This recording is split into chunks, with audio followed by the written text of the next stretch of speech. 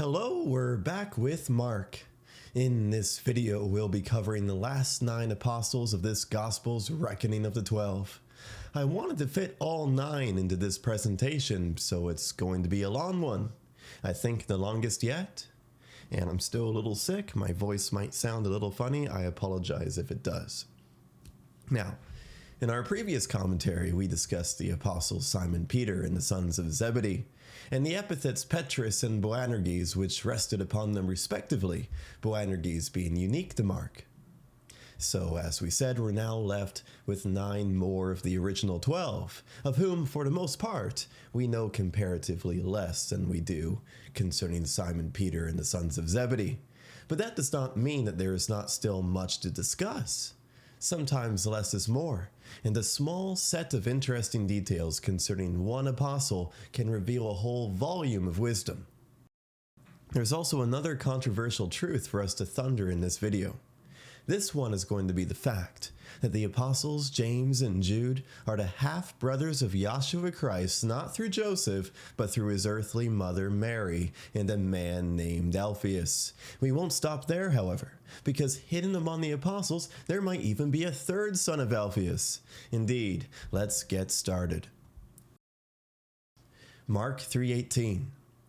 And Andreas, and Philippus, and Bartholomew, and Matthias, and Thomas, and Jacobus the son of Alphaeus, and Thaddeus, and Simon the Cananean.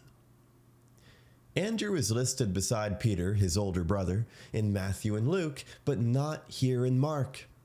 As we had discussed in our commentary, Reckoning the 12, the unique placement here of Andrew after the sons of Zebedee and not before is apparently so that the epithets of Petrus and Boanerges can be seen side by side. You only see Boanerges in the Gospel of Mark, and you only see in the Gospel of Mark that Andreas is pushed ahead. It would make sense that Mark is trying to make these epithets flow together. So he says Simon, who is labeled with the name Petrus, and the sons of Zebedee, who are labeled with the name Boanerges. Side by side, it really flows. So this results in Andrew's name being placed beside Philip's. And here in the Gospel of Mark, and also in the book of Acts, is not the only place where you will see the names side by side. Because twice in the Gospel of John, we see Andrew and Philip mentioned together. It's possible that these two men had a particular bond with one another, since they were both from the same town, the town of Bethsaida, which means house of fish. John chapter 1, verse 44. And Philippus was from Bethsaida, from the city of Andreas and Petrus. John chapter 6, verses 5 to 9. Then Yahshua, raising his eyes and observing that a great crowd comes to him, says to Philippus, "From where could we buy bread that they may eat?" But he said this trying him, for he knew what he was going to do. Philippus replied to him, 200 denarians worth of loaves are not sufficient for them, that each would receive a little. One of his students, Andreas, the brother of Simon Petrus, says to him, "There is a young boy here who has 5 barley loaves and 2 fishes, but what are these for so many?" John chapter 12, verses 20 to 22. Now there were some Greeks among those going up, that they may worship at the feast.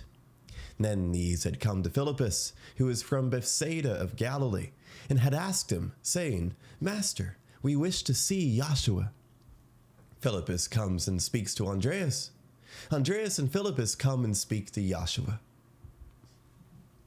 Now in that account, it is interesting how the Greeks had come to Philip, and that Philip went to Andrew, since the names of these apostles are both Greek in origin. They are also the only 2 apostles with Greek names, and no Hebrew names are attributed to them. The names of Andrew and Philip are representative of a mild Hellenization of Judean culture at the time. A mild Hellenization, but there was also an ongoing friction between traditional Judeans who sought to conserve the ancient customs and Judeans who embraced the Greek manners of dress and other things, and they were called Hellenists. Luke, he mentions the Hellenists 3 times in the book of Acts. And in Acts chapter 6, verse 5, he mentions a Hellenist who is also named Philip. So it's possible that the Apostle Philip might have also been from what could be called a Hellenist Judean family. And this would explain why the Greeks singled him out from the 12. They looked at him and perhaps they thought to themselves, this is our guy. This does not mean that Philip was not a Galilean or a Benjamite. Of course he was. It just means perhaps, it's conjecture, that he was a little more Hellenized. As for Andrew, the names of his brother and father, Simon and Jonah/John, well, those are Hebrew names. So I would say his family was much, much less Hellenized. It just must have been common at the time for many families to give some of their children Greek names. The culture, again, was widely and mildly Hellenized. And that's, of course, assuming that Andrew and Peter have the same father.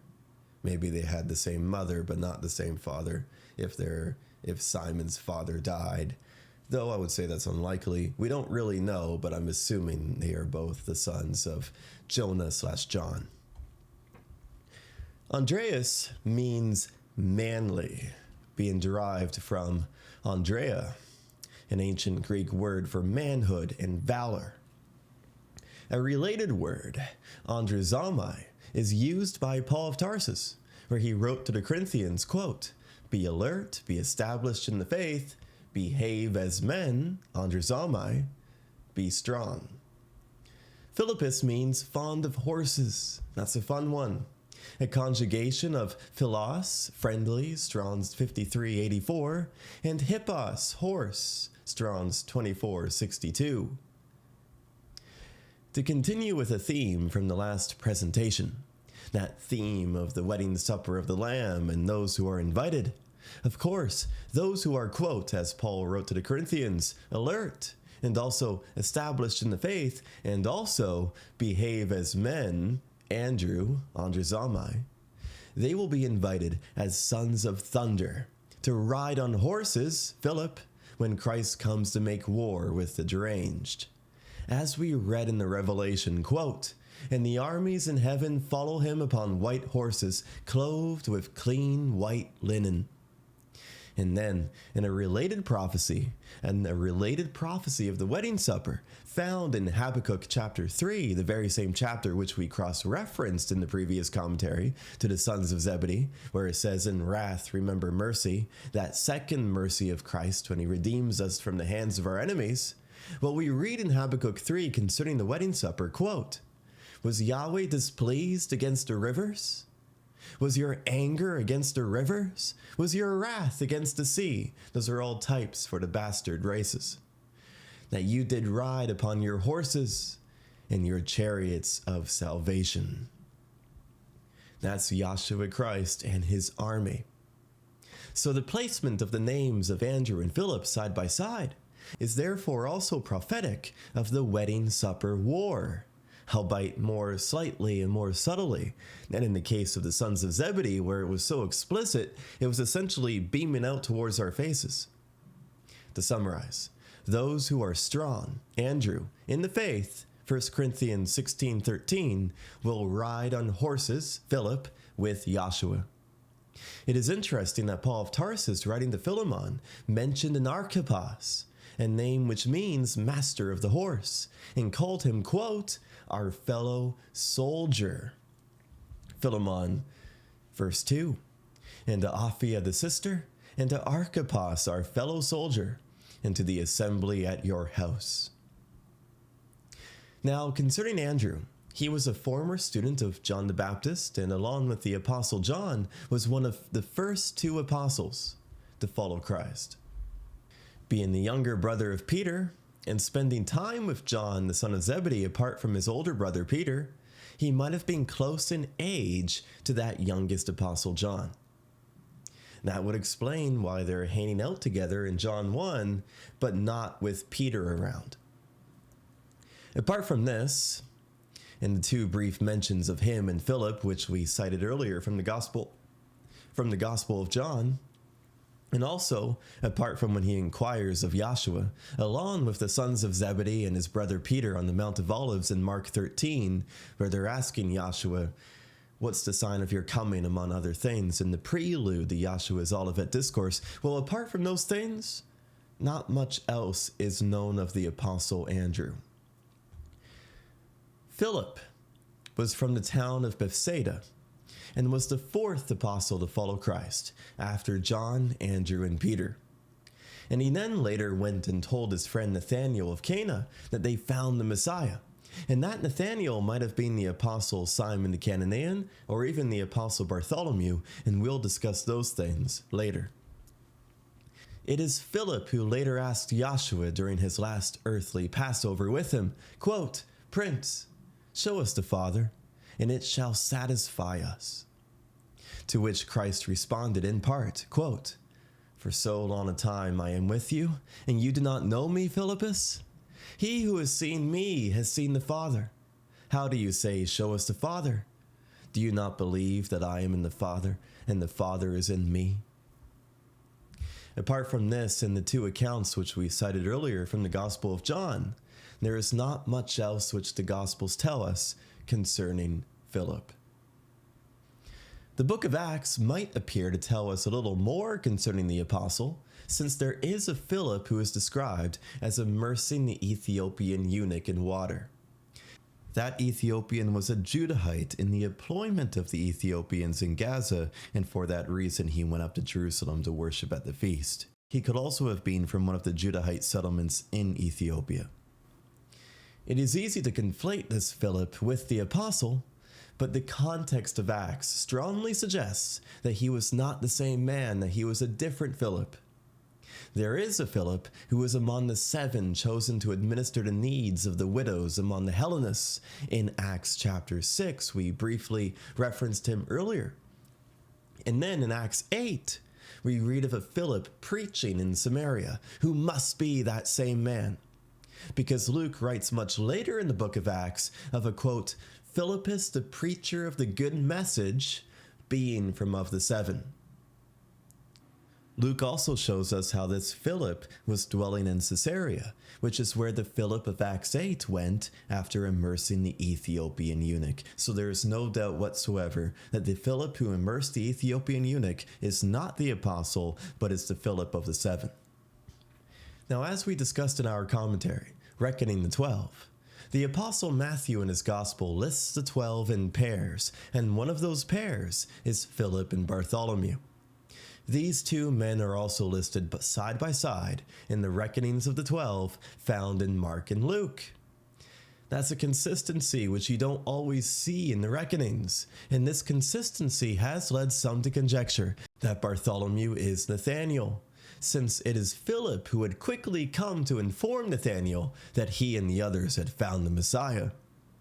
John chapter 1 verse 45, Philippus finds Nathanael and says to him, "He whom Moses and the prophets had written about in the law, we have found, Yahshua the son of Joseph from Nazareth."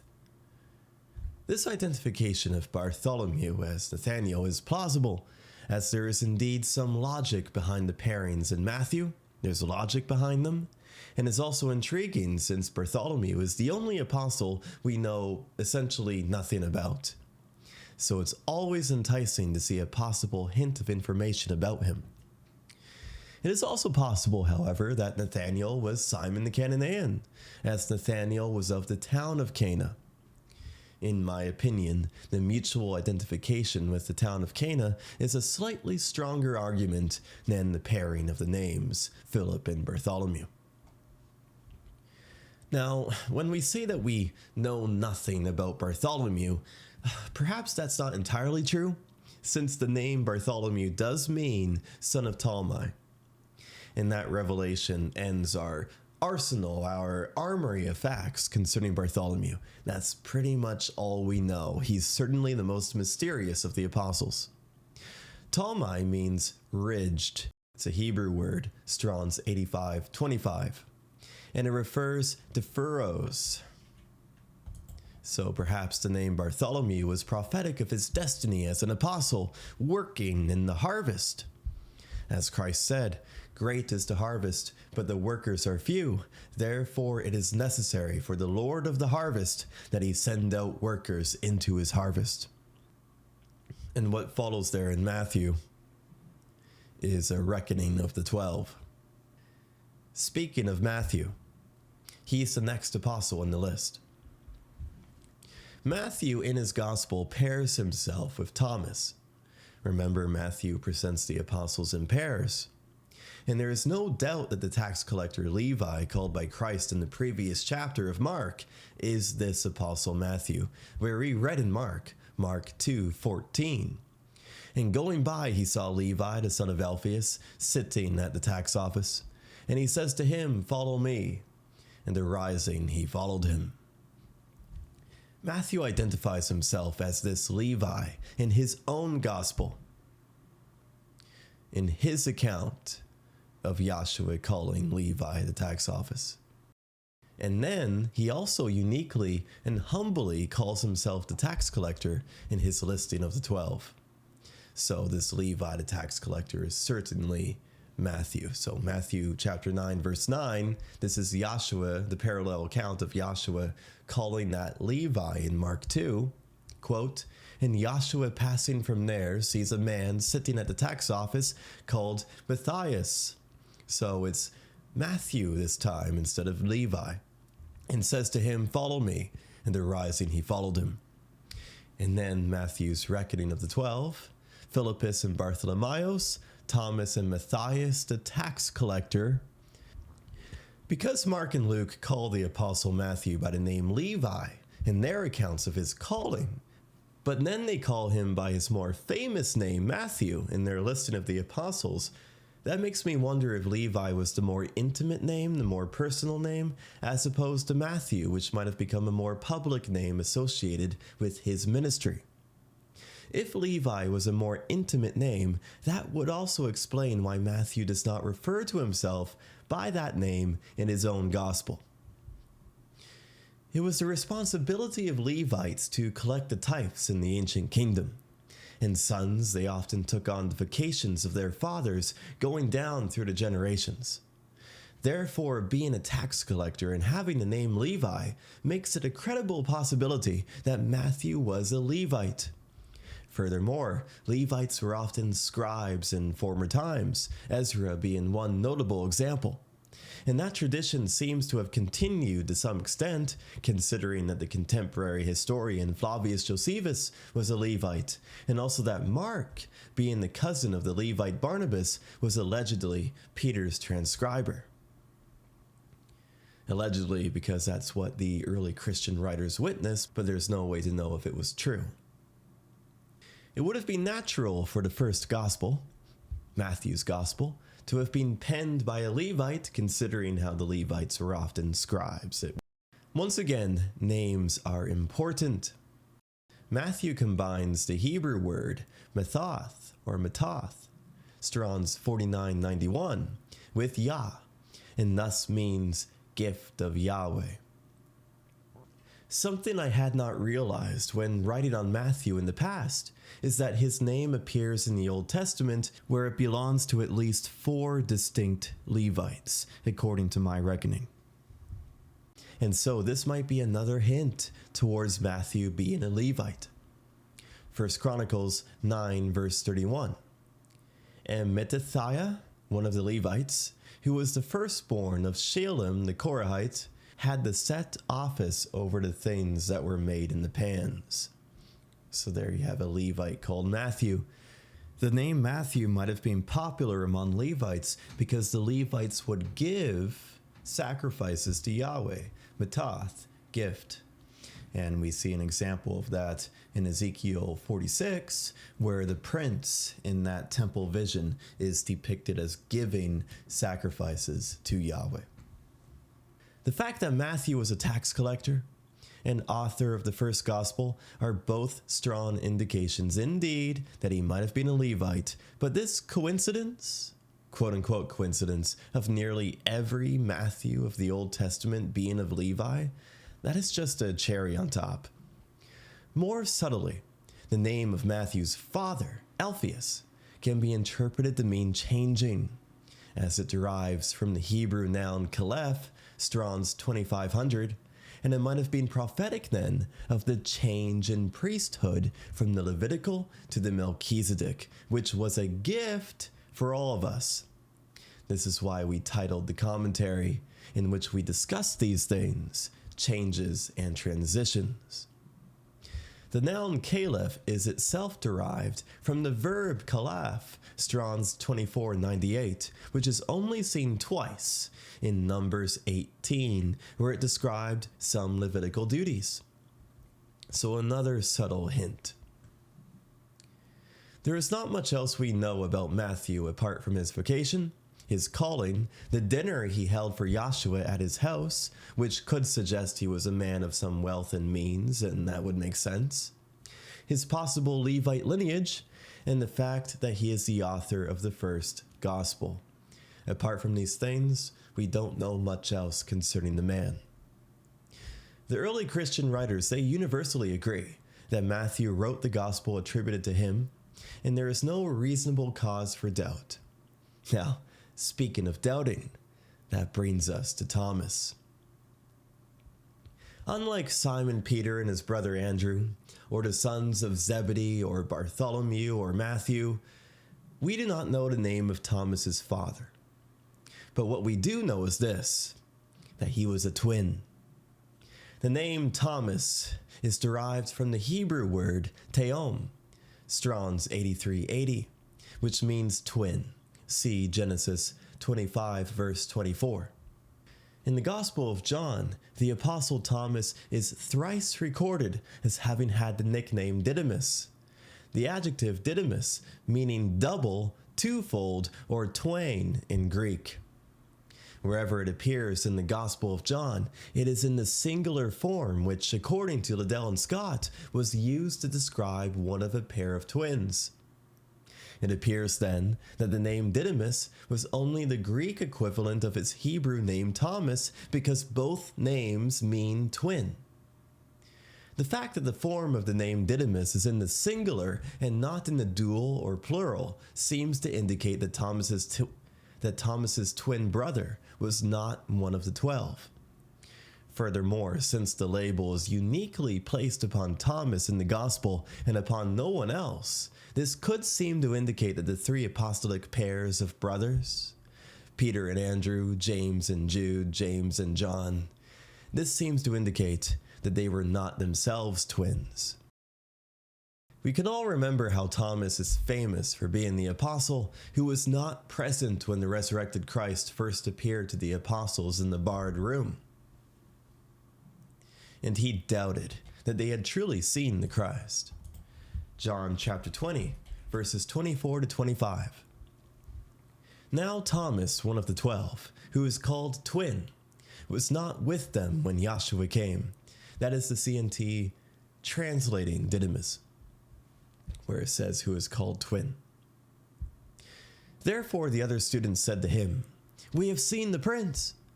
But he said to them, "Unless I could see the imprint of the nails in his hands, and I put my finger in the imprint of the nails, and I put my hand in his side, I shall not believe."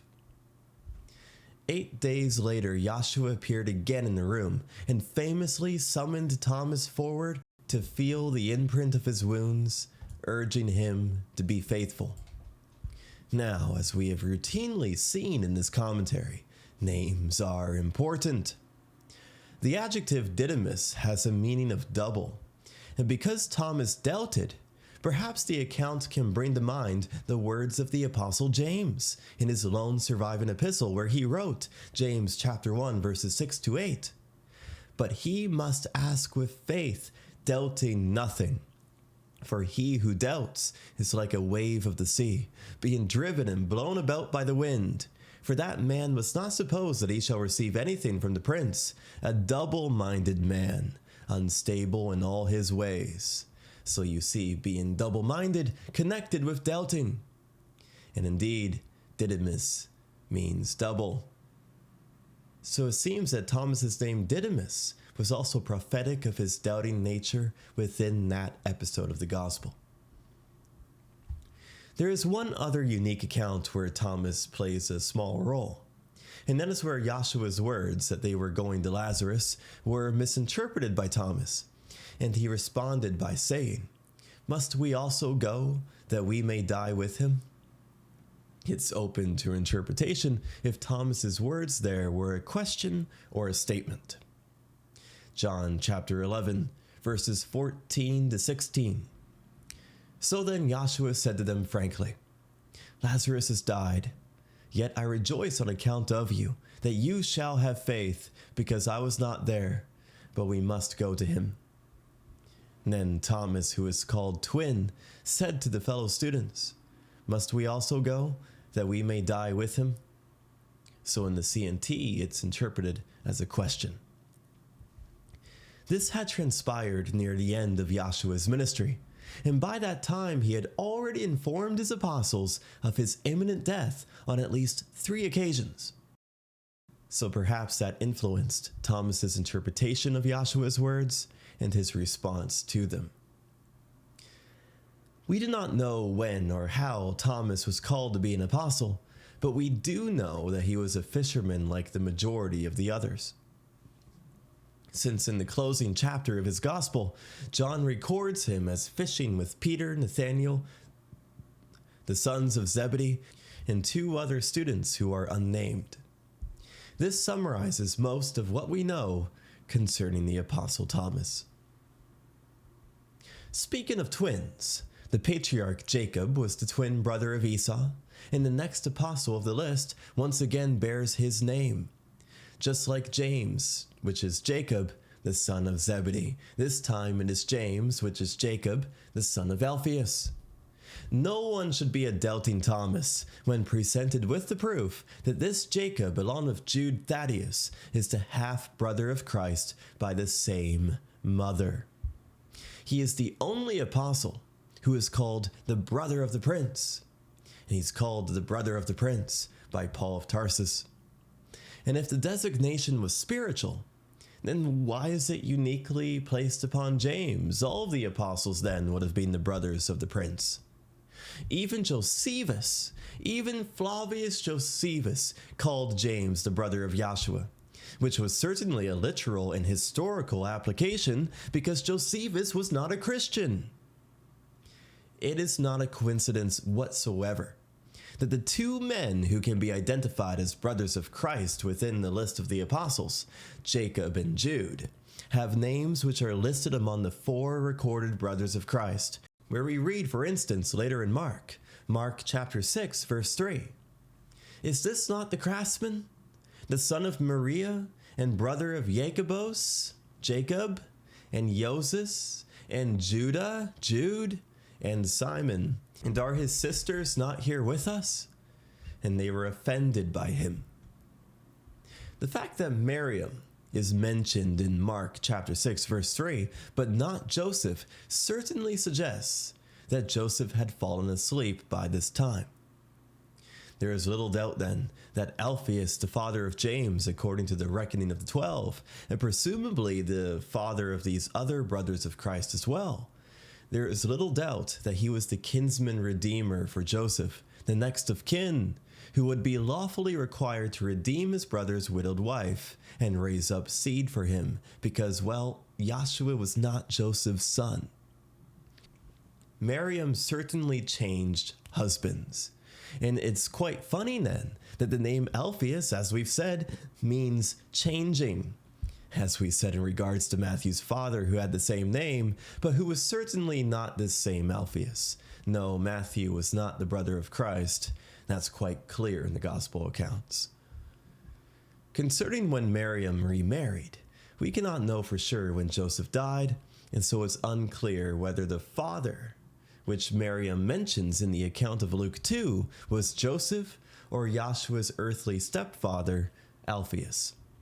Luke chapter 2, verse 48.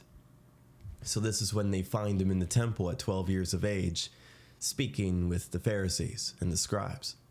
Luke chapter 2, verse 48. "And seeing him, they were astonished. And his mother said to him, 'Child, why have you done thusly to us? Behold, your father and I travailing have sought you.' Your father and I travailing have sought you. This father whom Mariam speaks of is never identified by name in the oldest surviving manuscripts of the passage. And the Greek word for stepfather is rare, never appearing in Scripture, and not very fitting in the Hebrew cultural context. Yahshua Christ was 12 years old in the account of Luke 2. And so if the father which Mariam speaks of is Joseph, then Jacob not yet being born at this point, because Jacob is the son of Alphaeus, that means Jacob would not have been any older than 18 years of age when Yahshua began his ministry at 30. So Jacob would have been, if this is the case, quite young in the Gospels, and that is implied. Jacob was ostensibly the second oldest son of Mariam, behind Yahshua, the eldest, whom Luke describes as her, quote, firstborn son. Another statement which explicitly proves that Mariam went on to have more children. The logical presumption of Jacob's age lies in the fact that he is mentioned first in the reckoning of Yahshua's brothers at Mark 6:3 and Matthew 13:55. And where Mary is mentioned as a witness of the crucifixion in each of those Gospels, James is mentioned first there too. James is mentioned first there also. So look at these four accounts here. Mark 6:3. Is this not the craftsman, the son of Maria and brother of Jacobos and Joses? Jacobos and Joses. Mark 15 verse 40. The Mary witnessing the crucifixion. And Maria, the mother of the lesser Jacobos and the mother of Joses. Jacobos and Joses again, and Jacobos is once again mentioned first. Then let's look at the parallel accounts in Matthew. Matthew 13 verse 55. Is not his mother called Mariam, and his brothers Jacobos and Joseph? We're not reading the whole verses here. There's more brothers. We're just focusing on the first two, because notice, Mark, he said Jacobos and Joses, and it was the same in both verses. And now here, Matthew says Jacobos and Joseph, and look at Matthew 27:56. And Maria, the mother of Jacobos and Joseph. So Mark 6:3, Jacobos and Joses. Mark 15:40, Jacobos and Joses. Matthew 13, Jacobos and Joseph. Matthew 27, Jacobos and Joseph. The fact that the naming conventions in the Passion accounts are consistent with what was established earlier in the respective narratives of each gospel. Mark has Joses in Mark 6 and 15. Matthew has Joseph in Matthew 13 and 27. Well, that confirms that the Mary of Mark 15 and the Mary of Matthew 27 is the mother of Christ, who certainly did witness the crucifixion, as we see in John's Gospel. There is little doubt then that James was the eldest of Yahshua's brothers, being consistently named first. Furthermore, Jude identifies himself as the brother of Jacobos in his epistle, which would have been inappropriate unless Jacob was his older brother. You show the older brother the respect he deserves. We cannot know if the father described in Luke 2 is Joseph or Alphaeus, but if it is the former, if it is Joseph, then this would mean that the brothers of Christ were all quite young, all under 18 years of age, during the gospel, or at least at the beginning of the gospel, and that would explain them being present with their mother. For example, consider Mark chapter 3, the chapter we're in, verse 32, quote, and a crowd sat around him, and they said to him, behold, your mother and your brothers seek you outside. In fact, because Mark later calls Jacob the lesser Jacob, this can certainly imply that Jacob, the brother of Christ, was even younger than Jacob, the son of Zebedee, whom we have already conjectured in our previous commentary to have been quite young himself. He's with his mother in one of the accounts. So it seems that Jacob, the son of Zebedee, was already quite young, and if Jacob, the brother of Christ, was even younger, then yeah, he was quite young indeed. This is all we will say concerning the maternal lineage of James and Jude for now. And Yahweh willing, we will resume the topic in more detail when we provide a commentary on the above account on Mark 3 verse 32, and the verses surrounding it. Mary was not a perpetual virgin. We're going to thunder that truth. We will thunder it. Now, we do not see James, Jacob, the half-brother of Christ, ever singled out in the gospel, though Paul did write to the Corinthians that the resurrected Christ had personally appeared to his half-brother, an event which is not recorded in the gospel accounts. 1 Corinthians chapter 15, verses 3 to 8. For you are among the first that I had transmitted to that which I also had received, that Christ had been slain for our errors, in accordance with the writings, and that he had been buried, and that he was raised in the third day in accordance with the writings, and that he had appeared to Cephas, then to the 12. Thereafter he had appeared to more than 500 brethren at the same time, of whom the greater number remain until presently, but some have died. Then he had appeared to Jacobos, then to all the ambassadors. And last of all, just as if from a wound, he had appeared to me also. That must have been a very powerful moment for Jacob. Although Jacob remains in the background of the gospel narratives, he has a major role in the book of Acts, where he has a leadership type position in Jerusalem several years after Peter. We have already suggested in this commentary that Peter was likely the eldest, or at least among the eldest, of the apostles, and that the earlier leadership type role fell to him for that reason, because of his age. If Jacob, the brother of Christ, was even younger than Jacob, the son of Zebedee, then it makes sense that he was not immediately graced with such a position. Paul wrote to the Galatians that 3 years after his conversion on the road to Damascus, that he went up to Jerusalem to, quote, relate an account to Cephas, Galatians 1:18. This was ostensibly Paul's first meeting with an apostle. And the fact that he traveled up to Jerusalem to expressly relate an account to Peter implies that the apostle still held a leadership role among the brethren in Jerusalem at that time, which was circa 37 to 38 AD. Joshua was crucified in 32 AD. Paul then writes to the Galatians, quote, the other ambassadors I saw not, except Jacobos, the brother of the prince. Jacob might have taken on the leadership role while Peter was imprisoned and being held for execution in Jerusalem 3 to 7 years later, circa 41 to 44 AD, because being rescued by Yahweh through his messenger and fleeing to John Mark's house, John Mark, the author of this gospel, we read, quote, Acts 12:17. But he, motioning to them with the hand that they be silent, described for them how the prince delivered him from the prison. And he said, report these things to Jacobos and to the brethren. In departing, he went to another place. Luke informs us there that Peter did not go and inform Jacob of his release, but told them to do so. Ostensibly, since Peter going would needlessly endanger the assembly on account of any forces hunting Peter down as an escaped convict. And we read that Peter departed and went to another place. If Jacob's station was merely a temporary necessity given Peter's arrest, then the office would have apparently become permanent after Peter's departure from the city of Jerusalem.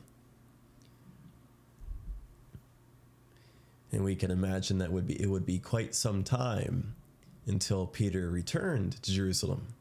We do see Peter in Jerusalem again in 48 AD, and that's where we next see James as well. That is Acts 15, the council in Jerusalem. And there, James, Jacob, he plays a significant role. We should note how during that council, Jacob exercises no lordship over his fellow apostles or brethren, which refutes any notion of popery. The Council of Jerusalem in 48 AD was convened so as to reach a consensus on what was expected of the nations of dispersed Israel. And those gathered affirmed the fact of their mutual liberty from ritual observances, while emphasizing their responsibility as followers of Christ to uphold the moral precepts of the law. not for eternal salvation, but as Christians. The themes of the council could suggest that James's lone surviving epistle, an epistle which he addressed to the 12 tribes in dispersion, was written around the same time. In fact, that is the only plausible anchor point I can currently think of for an otherwise ambiguously dated epistle. It's very difficult to date the epistle of James. We essentially can't. The last we see of James is around 10 years after the council in Jerusalem, in an account recorded in what is now the 21st chapter of Acts, where Paul, having traveled to Jerusalem with a collection of charity for the poor of the saints there, met with James and certain elders. This is circa 57 AD. James appears to have been the only apostle in the city at that time, where we read, quote, "And on the next day Paul went in with us to Jacobos, and all the elders were present." Luke had already distinguished apostles from elders earlier in the book of Acts, at Acts 15 verse 2 and Acts 16 verse 4, so where Luke writes, "And on the next day Paul went in with us to Jacobos, and all the elders were present," he says elders, not apostles, and so it seems Jacob was the only apostle present. 5 years later, around 62 AD, Jacob was murdered by certain of the Sadducees. This we read in book 20 of Josephus's Antiquities, and his mention there shows that James was no obscure person in the eyes of the public. Josephus's Antiquities, book 20, lines 198 to 202. Now the report goes that this oldest Ananus proved the most fortunate man, for he had 5 sons who had all performed the office of a high priest to God, and who had himself enjoyed that dignity a long time formerly, which had never happened to any other of our high priests. But this younger Ananus, who, as we have told you already, took the high priesthood, was a bold man in his temper and very insolent. That makes sense, he was an Edomite. He was also of the sect of the Sadducees, who are very rigid in adjudging offenders, above all the rest of the Judeans, as we have already observed. When, therefore, Ananus the younger was of this disposition, he thought he had now a proper opportunity to exercise his authority. Festus was now dead. We see this Festus in the book of Acts. Festus was now dead, and Albinus was but upon the road. So he assembled the Sanhedrin of judges, and brought before them the brother of Jesus, who was called Christ, whose name was James. So even Josephus calls James the brother of Christ. It's not a spiritual label. Josephus was not a Christian. That passage where Josephus allegedly says that Yahshua was truly the Christ, and he affirms his belief in the fact, is an interpolation. There is no evidence that Josephus was a Christian. I do believe Josephus was a genuine Levite, though. I do not believe he was an Edomite. So even Josephus affirms that James is the brother of Christ.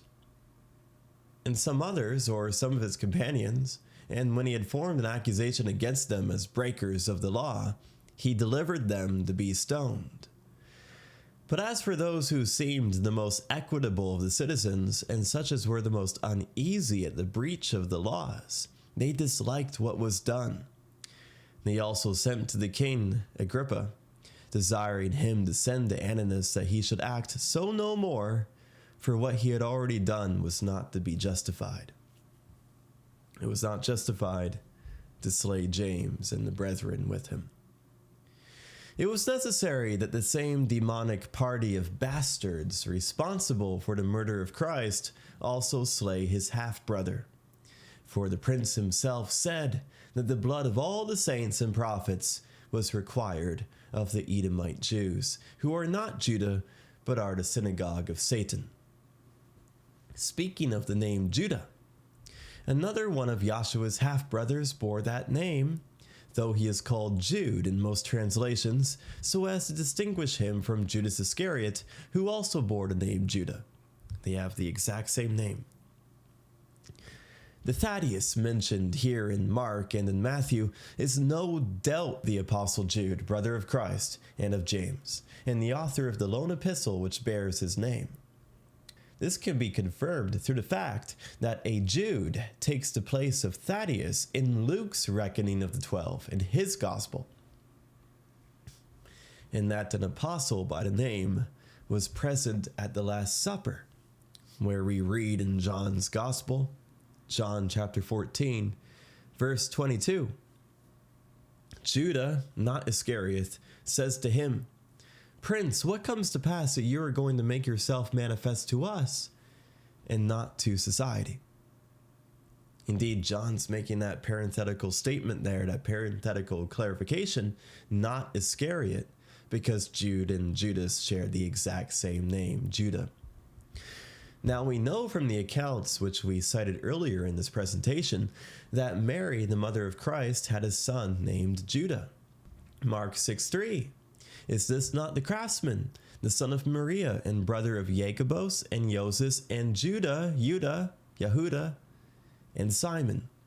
And are his sisters not here with us? And they were offended by him. Matthew 13:55. Is this not the son of a craftsman? Is not his mother called Mariam, and his brothers Jacobos and Joseph and Simon and Judah? The apostle Jacob is mentioned first in both these accounts. As we've said, that indicates seniority. And the author of the epistle of Jude, as we've said, points towards that seniority when he identifies himself as the brother of James. Jude, verse 1. Judah, servant of Yahshua Christ and brother of Jacobos. The James mentioned by Jude must be the brother of Christ and the apostle. And this confirms that Jude is the Jude mentioned among Yahshua's brothers in Mark 6:3 and Matthew 13:55. In Luke's reckoning of the 12, where he alone calls Thaddeus by the name Jude, he also informs us through the genitive case that this Jude is the brother of James, providing us a third and final undeniable witness. Luke chapter 6, verse 16, and Judah, the brother of Jacobos. Brother implied through the genitive. Lastly, in the pairings of Matthew's gospel, we see James paired with Thaddeus/Jude, and it would have been natural for Yahshua to have sent these two half-brothers of his off together when he dispatched the 12 in pairs. We read of that, sending off in pairs, in Mark 6, verse 7. James and Thaddeus are listed together in Mark as well. And with all these things, there is absolutely no doubt whatsoever that this Thaddeus is Jude, the half-brother of Christ. Now, while Jude is mentioned last in Matthew 13, verse 55, Jacobos and Joseph and Simon and Judah, he is mentioned penultimately, second to last, in Mark 6:3, Jacobos, Joseph, Judah, and Simon. So it's not entirely clear whether or not Jude was the youngest of Yahshua's brothers. All we know is this: he was younger than James. Now, Jude, he might have become known as Thaddeus so as to distinguish him from the other Judah, the betrayer. It is also possible that Thaddeus was already one of Jude's names, and that it became preferred whenever it was beneficial in avoiding any confusion with Judas Iscariot. It would have been an easy mistake to make to confuse the two men, and that is why John had made the clarifying parenthetical remark which he made in his gospel to clarify that Jude was not Judas. John 14:22. The meaning of the name Thaddeus is disputed. A common theory is that it derives from the Aramaic tadai, which means heart or breast, related to affection or courage. Perhaps derived from tada, related to the Hebrew shad, breast, Strong's 7699. This is substantiated by the fact that a later variant in the Gospel of Matthew calls Thaddeus by the name Lebbaeus, which may come from the Hebrew leb, which means heart, Strong's 3820, and thus that doubly reinforces the hypothesis that Thaddeus comes from a word meaning heart. Now, as we've said, Taddai may be derived from tada, related to the Hebrew word shad, which is breast, Strong's 7699. And that word shad was used in prophecy in regards to the breasts of Mary at Psalm 22 verse 9, and it's certain that the Apostle Jude suckled upon those same breasts. I believe there is an interesting type, which can be gleaned from the name Thaddeus. Because just as the name may have served a purpose to distinguish Judah, the brother of Christ, from Judas Iscariot, so did the hearts of these two men, if you want to call Judas Iscariot a man. He really wasn't, he was a beast. But so did the hearts of these two individuals reveal their very different origins. It is the heart, the character of a man, which brings forth the fruit of his actions. And his character is determined by his family tree. For as Yahshua Christ said, quote, "From of the fruit, the tree is known." The heart being used as a symbol for character has precedence in Scripture, because we can remember where it's famously written concerning David, Yahweh has sought him a man after his own heart. 1 Samuel. Christ had said during his Sermon on the Mount, ostensibly shortly after naming his apostles on the mountain, quote, "Blessed are those who are pure in heart, because they shall see Yahweh." And then during their last earthly Passover with him, the faithful and pure-hearted Jude asked, "Prince, what comes to pass that you're going to make yourself manifest to us and not to society?" Manifest, to see. The wicked-hearted Judas Iscariot had already left the dinner by the time Jude asked this question, and Yahshua's response could have never applied to Judas. Yahshua explained to Jude and the other apostles that he would make himself manifest to the society through dwelling in obedient and law-abiding men as the Holy Spirit. The Apostle Jude, having asked Yahshua such an earnest and loving question, was a witness of the good treasure laid up in his heart. For as Christ said in a discourse on race and fruits, Luke 6:43-45, "For there is not a good tree making rotten fruit. Contrarily, neither is there a rotten tree making good fruit. For each tree is known by its own fruit. Indeed, they did not gather figs from thorns, nor could they harvest grapes from bramble bush. The good man brings forth good from the good treasure of the heart, and the wicked brings forth evil from the wicked. From the abundance of the heart, his mouth speaks." So, the heart of a man reveals his origin. Jude, speaking from the abundance of his pure heart, is evidently a son of Yahweh in his loving question to Christ at his last earthly Passover with him. And his pure heart is also evident in the words of his lone surviving epistle. An epistle where he says some very thunderously controversial things, but those things are righteous. They are in accordance with the law, so they are indeed pure-hearted, even if the society would be offended by them. This shows us that Jude was from a good family tree, that he was a fig and not a thorn, that he was a grape and not a bramble bush. And in much the same way, the heart of Judas shows us that he was a thorn, that he was a bramble bush, that he was the branch of a corrupt family tree. For if we look at his words recorded in the Gospel of John, John 12, verses 4-6. Then Judas Iscariot, one of his students, he who is going to betray him, says, "For what reason has this ointment not been sold for 300 denarii and given to the poor?" But he said this not because he had care in him for the poor, but because he was a thief and carried the case holding the savings. The hissing of a snake, a greedy snake. As Christ said to the Edomite portion of the Pharisees, offspring of vipers, how are you able to speak good things, being evil? For out of the abundance of the heart, the mouth speaks. When a snake hisses, he shows he's a snake.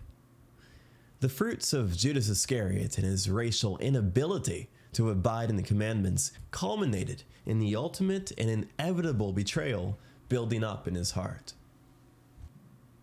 Where John wrote, quote, "In dinner taking place, with the false accuser already putting it into the heart of Judas the son of Simon Iscariot, that he would betray him."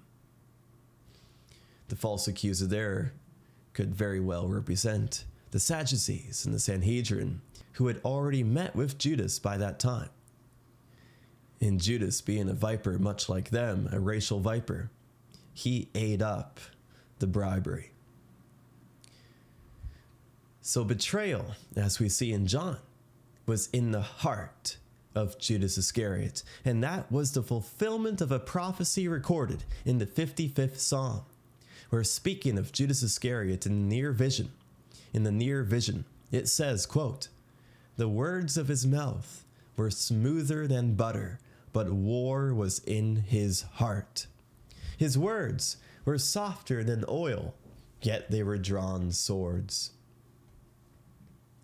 Where it says the words of his mouth were smoother than butter, that's when Judas comes in the garden. He says to Christ, "Greetings, Rabbi."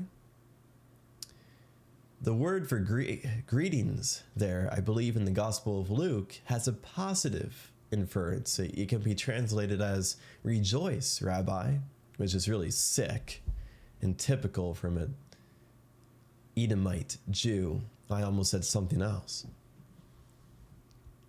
We still see Edomites are like that today. It's why they're very drawn towards being lawyers. The hearts of Jude, brother of Christ, and Judas Iscariot, the bastard Edomite, were made manifest in their actions. To this very day, through the examination of hearts, men should be able to discern the true Judah, pictured in the faithfulness of genuine Jude, from the false Judah, pictured in the treachery of the Edomite Judas. As Paul wrote, quote, "The word of Yahweh is living and active, and sharper than any two-edged sword, even penetrating as far as the division of life and spirit, of both joints and marrows, and critical of the devices and notions of a heart." It is through the heart that you can discern true Judah, apart from false Judah, Jude from Judas. The true tribe of Judah, they can observe the law written on their hearts, as it was written on the hearts of all the tribes of Israel. And therefore, as Paul wrote to the Zerah Judahite Romans, the Romans were of the tribe of Judah, they were true Judah, quote, "But you obeyed from the heart into which a form of instruction was transmitted." It's very clear how Thaddeus, which means heart, or ostensibly means heart, it's a reasonable conjecture, it's very clear how that is a type for all these things. The true and genuine heart of the tribe of Judah, from which they obeyed when the form of instruction was transmitted onto their hearts. The Romans were of the tribe of Judah. They were genuine. They accepted the gospel, just as Jude did. The Edomites are not of the tribe of Judah. They are liars.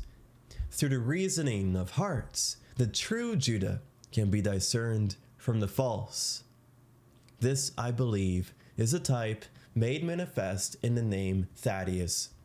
Judas, being an Edomite, having the name Judah, served as a type for the Edomite Jews, who claim to be Judahites but are not, whereas Jude, the brother of Christ, represents a type of the true Judah, the good-hearted Judah. The many wicked-hearted Judases of today still hate Christ. They would still hand him over to be crucified, as some Edomites, such as Sarah Silverman, even publicly boast. The wretch, the demon. And she is hissing out the abundance of her bastard heart. It is in their blood to hate Christ. But the Jude Thaddeus's of the world today, the remnant of the good-hearted tribe of Judah that can be found in the white European peoples, they still love Christ. They still follow Christ, having heard his voice and converted to Christianity long ago. That too is in their blood. A family tree is known by its fruits. Now, apart from the fact that Jude was also called Thaddeus, and that he was the younger brother of James, and thus the half-brother of Joshua, the fact that he asked that question during the apostles' last earthly Passover with Joshua, and the fact that he is the author of the epistle which bears his name, apart from those things, we know little else concerning him. Before continuing, I believe there is a type in the names of the two brothers of Christ who were appointed as apostles, or at least the two we know for certain were. We'll get to that later. Jacob and Judah. These are racial names. Firstly, Christ is of course kindred to all of the seed of Jacob. For as Paul wrote, he was, quote, obliged in all respects to become like the brethren, taking on the seed of Abraham through Isaac and Jacob. Most specifically, Christ had risen out of the tribe of Judah. Therefore, the names of these two brothers of Christ are indicative of who his true racial brothers are, the children of Israel. The brethren are always reckoned according to the flesh, as Paul, for instance, illustrated in his epistle to the Romans, Romans 9. Well, Christ is recorded as having said later in this chapter, "For he who should do the will of Yahweh, he is my brother and sister and mother." This must be interpreted in line with Scripture. For only the children of Israel were ever chosen to know the will of Yahweh God through his holy writings and effect it upon the earth. There is another type I would like to illustrate with the names of Jacob and Judah, and that is how their names interact with their parents. The name Mariam can be interpreted to mean rebellious people, or perhaps bitter people, either Mary, rebellious, Strong's 4805, or Mar, bitter, Strong's 4751, being compounded with Am, people, Strong's 5971. The name Alphaeus, as we have said, can be interpreted to mean changing. Therefore, the names of the brothers and their parents were perhaps prophetic of how the rebellious people of Jacob and Judah were changed into obedience through Yahshua Christ. For as he said to the Apostle Paul, Acts 26 verses 17 to 18, "Taking you out from among the people and from the nations to whom I send you, to open their eyes, for which to turn them from darkness to light and from the authority of the adversary to Yahweh, for them to receive a remission of errors and a portion with those being sanctified by the faith which is in me." This turning of the tribes of Jacob was prophesied of in the writings, such as in Isaiah 59:20. "And the Redeemer shall come to Zion, and unto them that turn from transgression in Jacob, saith Yahweh." Jacob, son of Alphaeus. Alphaeus means changing. Jacob turns. Jacob turns in Christ. Jacob is the half-brother of Christ. Jacob is a rebellious people. Jacob is the son of Mary. Mary means rebellious people, but they change from being rebellious to being obedient. Indeed, the rebellious people were to make a transformation through their conformance to Christ, a process which they are still undergoing at this very day, in which the third ministry of Elijah will, through Yahweh's favor, accelerate in the anticipation of the prince's arrival. 2 Corinthians 3:18. "And we all, with uncovered faces, are beholding as in a mirror the honor of the prince. We are being transformed into that same image, from honor into honor, just as a spirit from the prince." Transformed, Alphaeus, changing, all of us, all of Jacob. And because it's all of Jacob, it's also, of course, all of Judah. We will now proceed with the apostle Simon, who was certainly a genuine child of Jacob, and not an accursed Canaanite, as some translations, such as the King James, atrociously feel content as identifying him as. In Mark, the oldest 4th century codices read Simon as a Cananean, that is, a man from the town of Cana, which was near Nazareth, at least according to modern estimations, the place where Yahshua attended the wedding feast and turned the water into wine. In addition to the 4th century codices Sinaiticus and Vaticanus, the 5th century manuscripts Beze, Washingtonensis, and Ephraemi Syri also render Simon as Cananean. The only major ancient manuscript that differs is the Codex Alexandrinus, and the fact that the King James follows it is indicative of how the Textus Receptus tends to favor the Alexandrian tradition. Simon, being a Canaanite, is a scriptural impossibility, and the King James has no excuse for following such an oddball reading.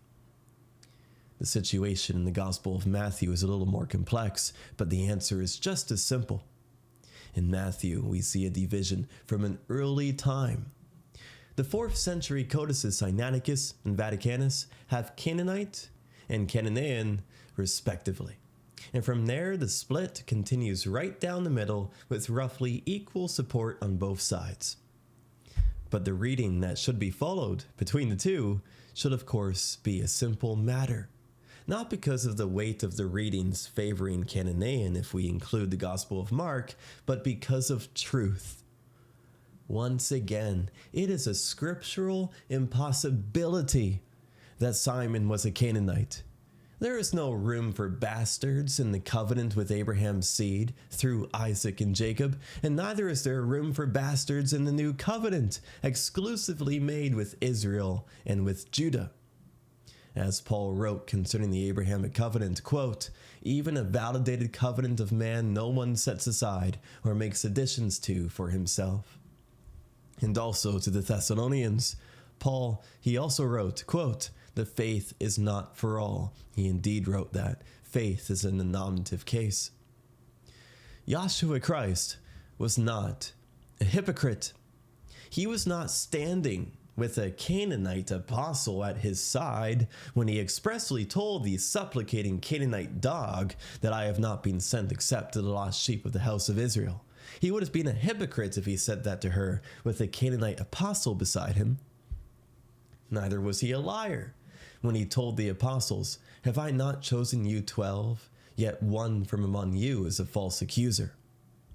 If Simon was a Canaanite, then Yahshua would have said 2 from among you are a false accuser, not 1. The Canaanites descending from the fallen angels, they would have made Simon just as much a false accuser if he was a Canaanite as Judas Iscariot, since the Canaanite tribes were thoroughly mingled with the Kenites, the Rephaim, and other corrupt lines descending from the fallen angels. Such admixture with the descendants of the fallen angels makes those Canaanites false accusers. It makes them devils. For the fallen angels themselves are called the false accuser in the Revelation. And men called false accusers in the scripture are merely being identified by their patriarchs. Just like whenever we are called Jacob, we're being identified by our patriarch. When the Egyptians were being called Mizraim, they were being identified by their patriarch. And when the Persians were being called Elam, they were being identified by their patriarch. And when someone is called a devil or a false accuser, they are being identified by their patriarch, the fallen angels, the false accuser, the devil who fell from out of heaven. Revelation 12. As Christ said to the Edomite portion of the Pharisees concerning their ancestor Cain, who was begotten through Eve's fornication with the fallen angel, or a descendant thereof, quote, "You are the sons of a father, the false accuser." The seed which originates from the fallen angels is cursed from the beginning on account of its corrupt origin, the fallen angels having mingled with various kinds. So it's mingled DNA, corrupt origin. Are we going to say that Yahshua Christ broke his covenants by adding someone of accursed seed to the promises, even though he has promised to annihilate that cursed seed? Are we going to say that he profaned racial sanctification and committed adultery by allowing a bastard to force his way into the bridal chamber? A bastard not wearing wedding garments, but wearing defiled flesh? Are we going to say that Christ is a hypocrite? A liar? We should never suggest such things, but that is what the King James does by choosing a reading which flies in the face of all scriptural truth. The Canaanites, like all bastards, will be exterminated at the second coming, with no exceptions. It's not an extermination of individuals as much as it is the extermination of a seed. If Simon was a Canaanite, lacking the Adamic spirit which is passed on genetically through pure Adamic parents, he would not even be able to be resurrected. You need the spirit to be resurrected. Canaanites will not abide in the kingdom. It is written in Zechariah, "In that day there shall be no more the Canaanite in the house of Yahweh of armies." It says there in Zechariah, Yahweh of armies, because Christ and his armies will slay those Canaanites. That's what hosts means. Yahweh of hosts is Yahweh of armies. So there is no doubt whatsoever that Simon was not a Canaanite. Anyone who dares suggest he was is blaspheming Yahweh, his word, and is saying something terribly evil. Names are important. The name Simon means hearing. Those who have ears to hear should understand that Simon's racial purity is a certainty. On that same note, Cana, the town from which Simon hailed, apparently derives from a Hebrew word for reed, Strong's 7070. That same word describing a reed which was used to measure the temple in the temple vision of Ezekiel. But as Paul, for instance, explained, Yahweh's true temple is his people. A true and accurate measurement reveals the Canaanites do not be a part of God's temple, because the Canaanites are not God's people.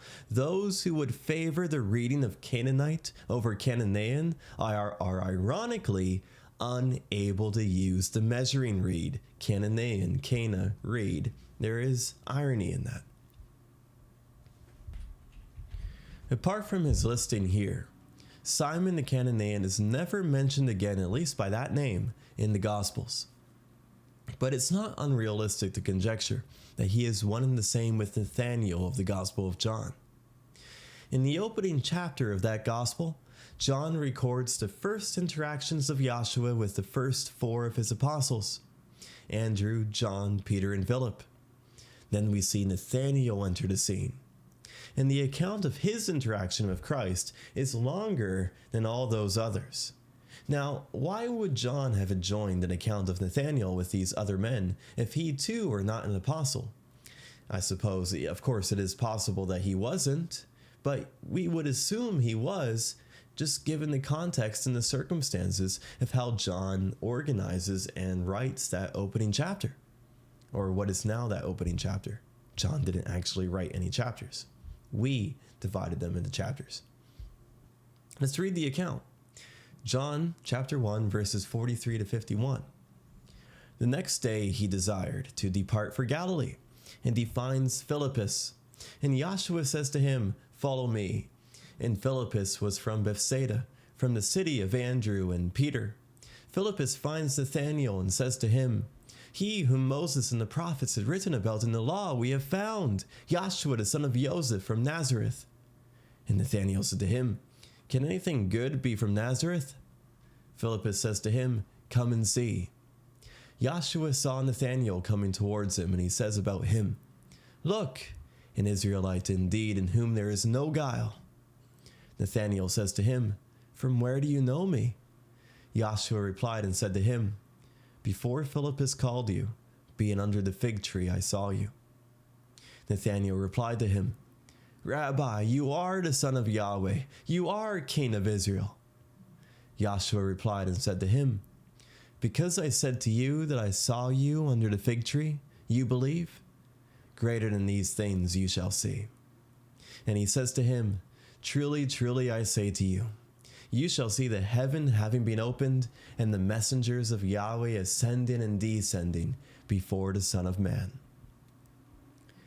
The account is in what is now the opening chapter of John's Gospel. We do not see Nathanael mentioned again until the final chapter, when he is fishing with some of the other apostles in the Sea of Galilee, and the resurrected Yahshua Christ appears to them on the beach. We can see then that Nathanael was there at the very beginning of Yahshua's ministry, and he is there in at least one of the moments near its very end. This could imply that Nathanael remained a part of the core group throughout the entire course. After all, are we really to assume that Nathanael, a man who confessed that Christ was the Messiah upon first meeting him, a man in whom there is no guile, one of the very first men in the world to make a declaration that Yahshua is the Messiah, that he simply vanished during the entire 3.5-year period in between chapter 1 and chapter 21? This man disappeared, this man who was filled with such passion and such zeal. John 21, verses 1 to 2. And after these things, Yahshua showed himself again to the students by the sea at Tiberias. Now he showed himself thusly. There were together Simon Petrus and Thomas, who is called Twin, and Nathanael, who is from Cana of Galilee, and the sons of Zebedee, and 2 others of his students. There are 7 men on the boat, and 4 of the 5 who are named can be identified as apostles: Simon, Thomas, and the sons of Zebedee. So it stands to reason that the remaining students on the boat were likely apostles as well, including Nathanael. But the real hint to Nathanael's identity is in the fact that John tells us that he was from Cana. The only other named man in the Gospels identified as being from that town, or at least suggested to be, is the apostle Simon the Cananean. It is most logical then, assuming that all the men on the boat were apostles, and also understanding that Nathanael's significance in the narrative is a strong signal of apostleship, to conclude that Simon the Cananean of the Synoptic Gospels is one and the same as Nathanael of John's Gospel.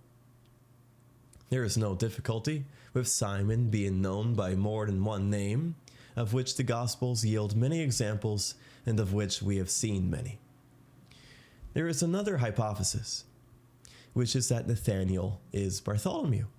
This is based on the fact that Philip brings Nathanael to Christ, and then that Philip and Bartholomew are paired together in Matthew's list of the apostles, and they're also side by side in every other reckoning as well.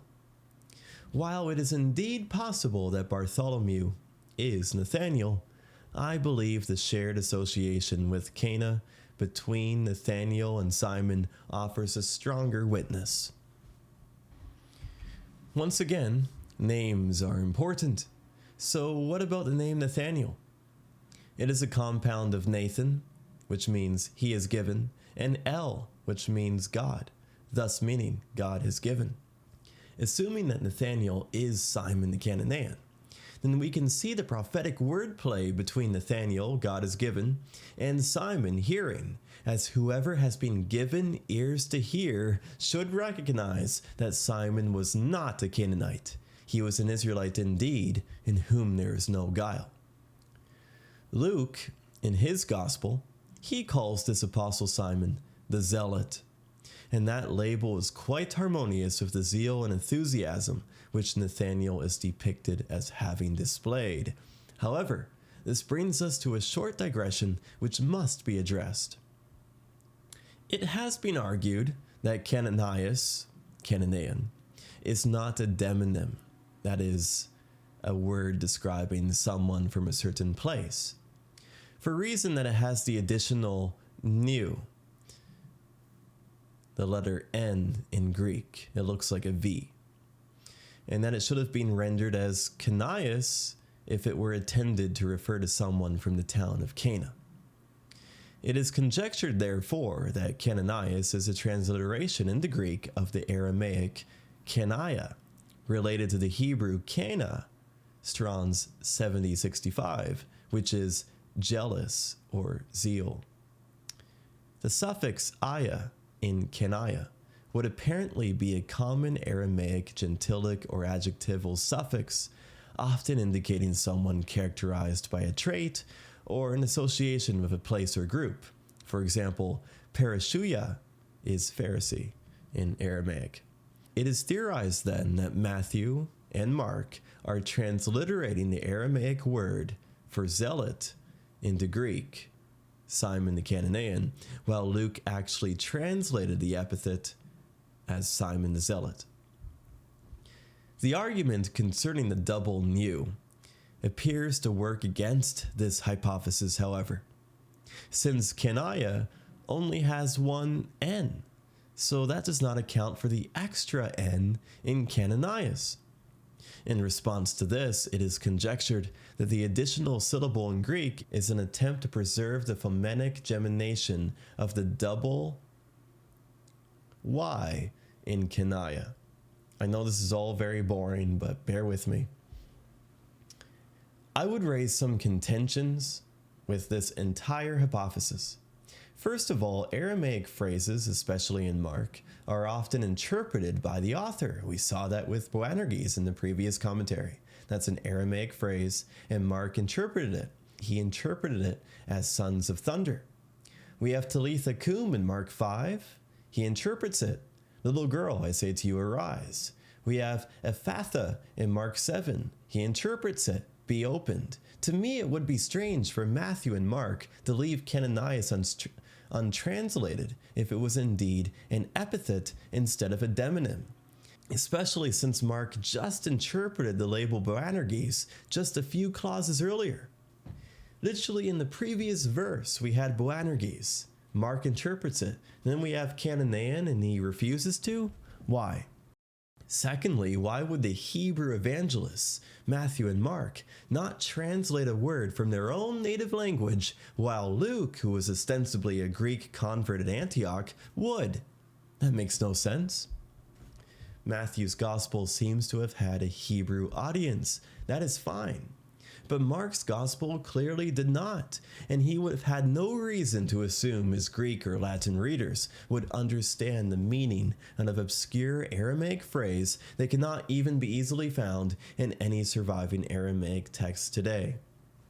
In fact, Mark did not even assume that his readers understood the basics of Hebrew culture and geography. In Mark 13, Mark makes a note that the Mount of Olives was opposite the temple, which every Hebrew is going to know. They go to Jerusalem 3 times a year minimum. Every Hebrew knows it. And Mark doesn't even assume his readers to know that. Yet he doesn't translate Cananean, a very obscure phrase, if it's indeed that Aramaic phrase.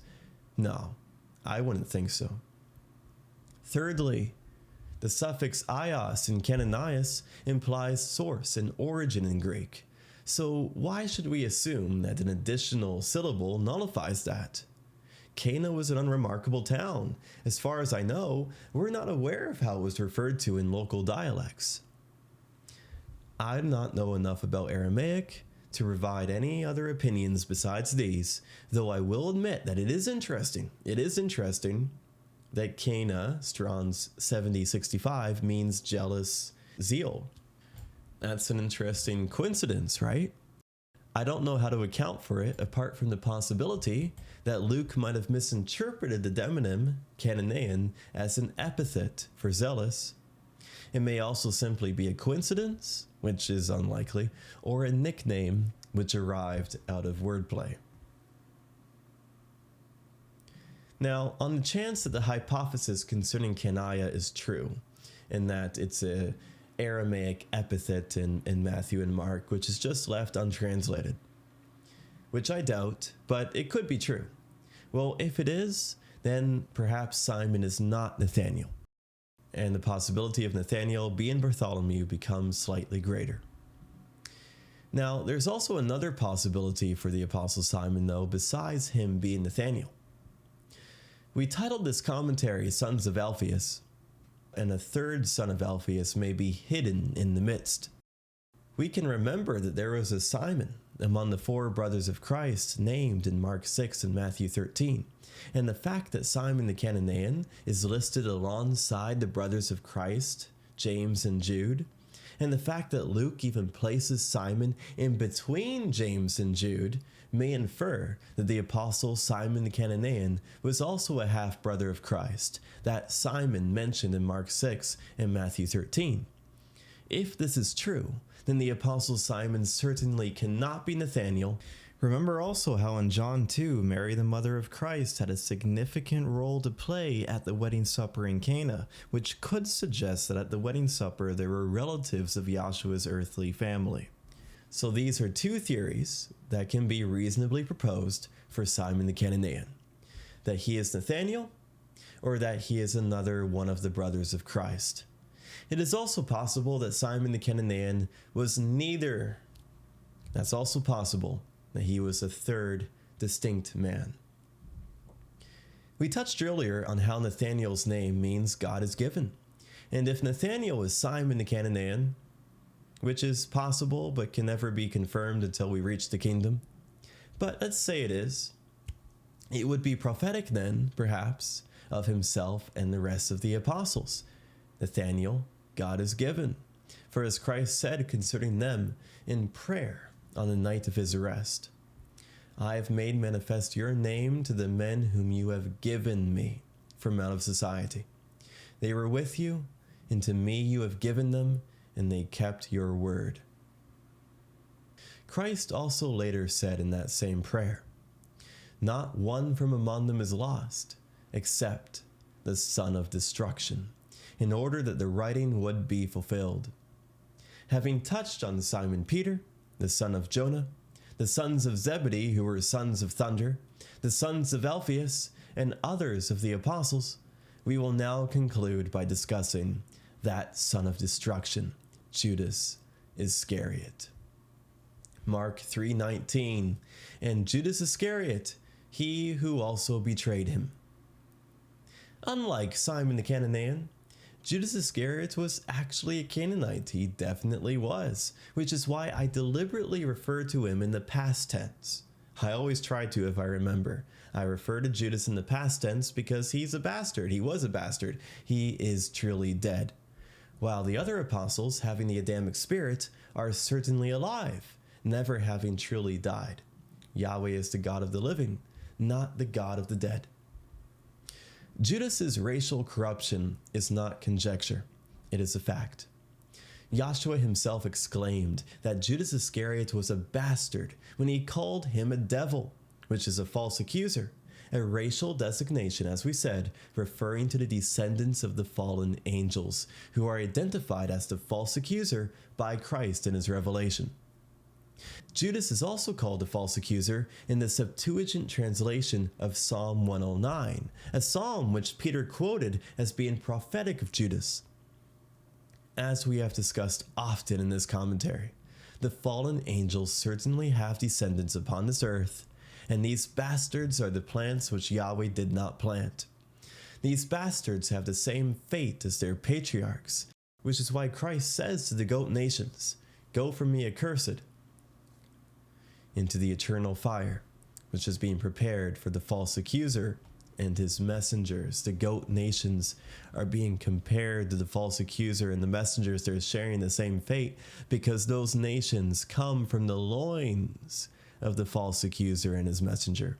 And they're accursed because they're a cursed seed. They're cursed children. 2 Peter 2:14, Wisdom of Solomon 12:31.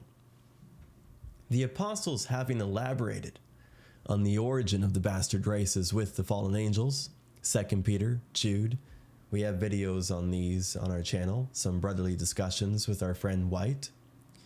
The apostles having elaborated on these things, Paul of Tarsus often referred to the bastard races by their patriarchs. Many times in Paul's epistles, he just calls the other races messengers, the bastard races, that is. He calls them messengers because they descend from the messengers. It is certainly interesting then that Judas Iscariot, the descendant of those angels who rebelled against God, was himself a traitor much like them. The treachery of Judas Iscariot against Yahshua Christ, who is God, was therefore a direct figure and illustration of the rebellion of his fathers, the angels from long ago. The word rendered as betrayed does not mean rebellion, however. The word rendered here as betrayed in Mark 3:19 does not mean rebellion, however, but is primarily to deliver or hand over someone or something. The word is paradidomi, Strong's 3860, but it's implicitly to betray, and it is used in all of the Gospels in reference to Judas's treachery, as it is he who gave Yahshua up to the high priests. This handing over was prophesied of in the 55th Psalm, where it is written concerning Judas in the near vision, quote, "He has put forth his hands against such as be at peace with him." To put forth your hands is to seize someone, often for arrest or captivity.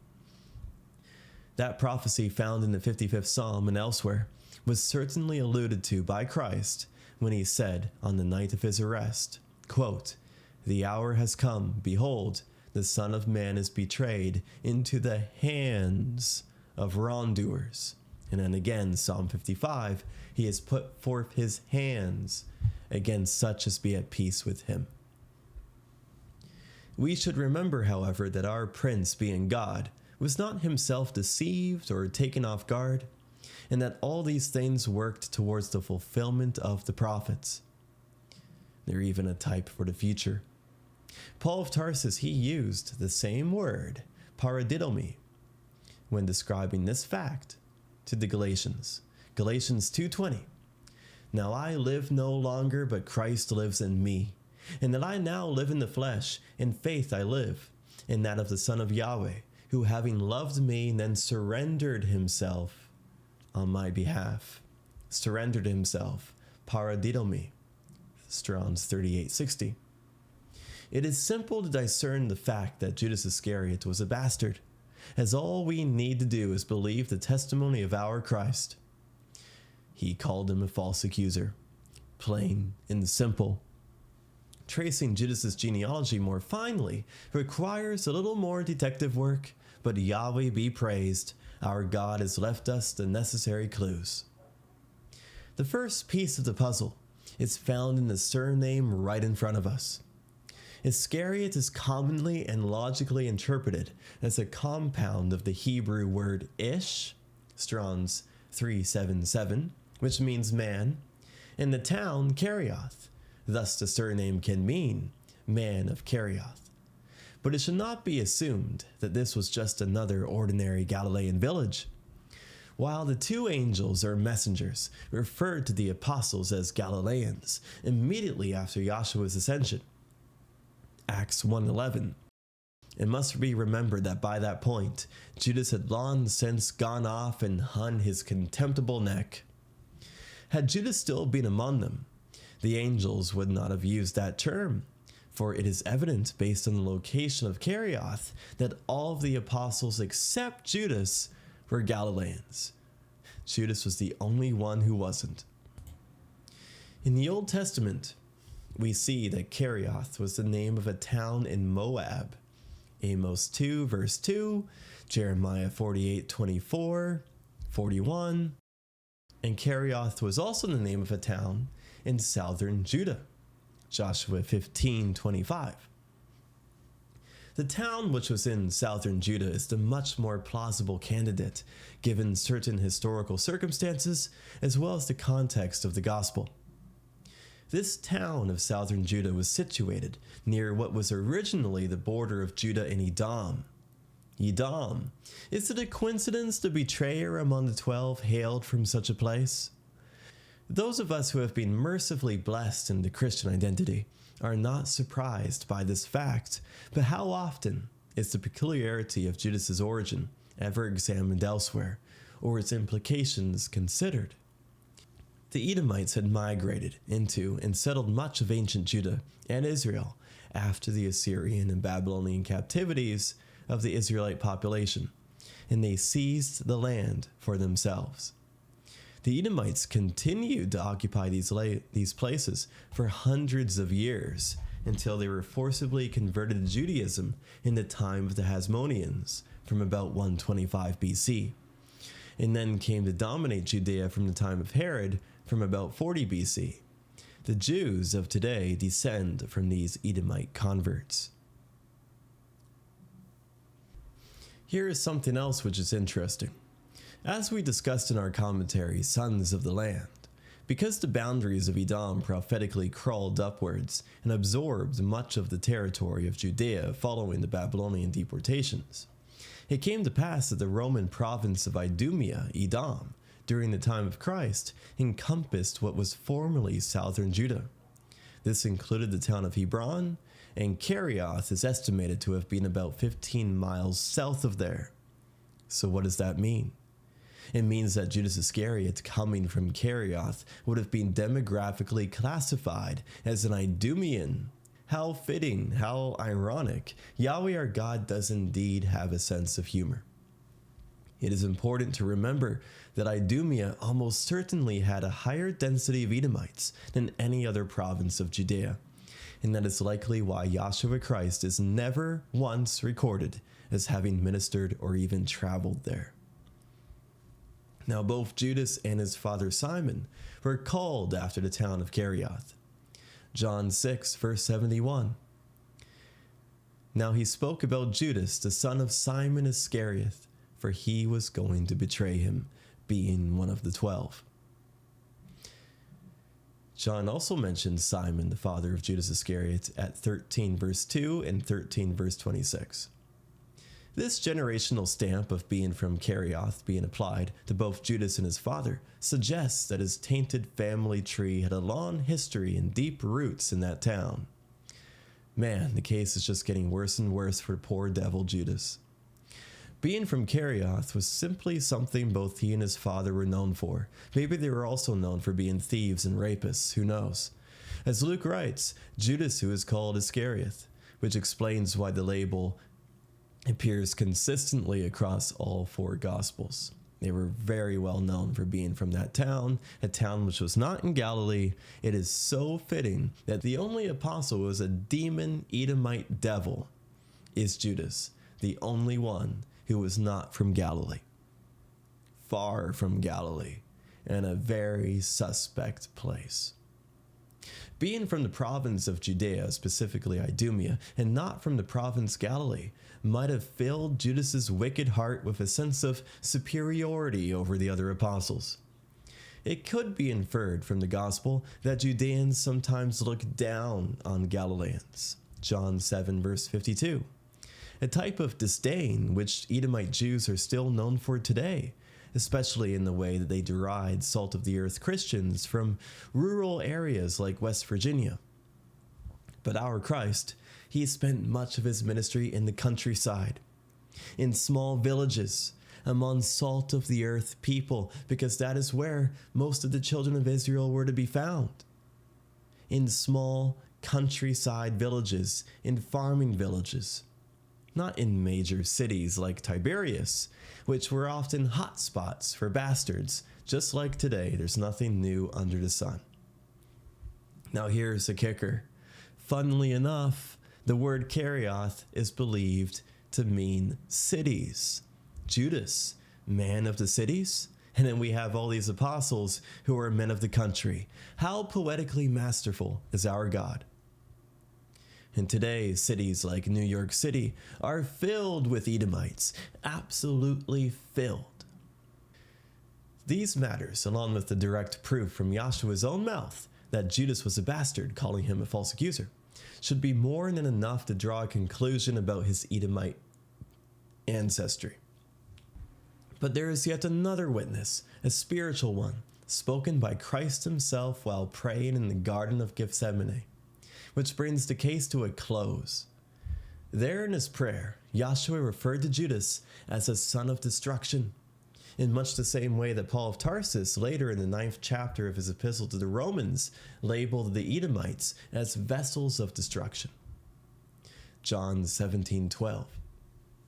When I was with them, I kept and I guarded them in your name. When I was with them, I kept and I guarded them in your name, which you gave to me. And not one from among them is lost except the son of destruction, in order that the writing would be fulfilled. Romans 9:22. Moreover, if Yahweh wishes to display wrath and to make known his power, with much patience having bore vessels of wrath furnished for destruction. The word in John 17:12 for destruction is Strong's 68:4. The word in Romans 9 for destruction is Strong's 68:4. And so, the bloody trail of evidence demonstrates that Judas Iscariot was an Edomite, one of those vessels of wrath, furnished from the womb of Rebekah, furnished for destruction. Which is not at all surprising, considering how many Edomites were in Judea during the time of Christ. And they are the ancestors of those who falsely claim to be Judahites today.